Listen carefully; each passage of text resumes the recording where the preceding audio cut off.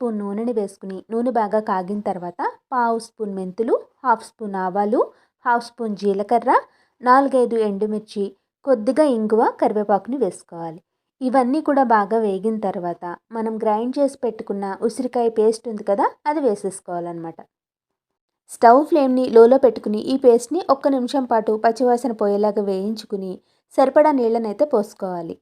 నీళ్లు పోసుకున్న తర్వాత ఉడికించుకున్న కందిపప్పుని వేసుకోవాలి. నేను ఇక్కడ నానబెట్టుకున్న కందిపప్పు పేస్ట్ ఉంది కదా, అది వేసుకుంటున్నాను. ఇది పూర్తిగా ఆప్షనల్ మాత్రమే. ఒకవేళ మీకు వద్దు అనుకుంటే స్కిప్ చేసేయచ్చు. అలాగే రుచికి సరిపడా ఉప్పుని, 4-5 పచ్చిమిర్చిని ఇలా చీల్చుకుని వేసుకోవాలి.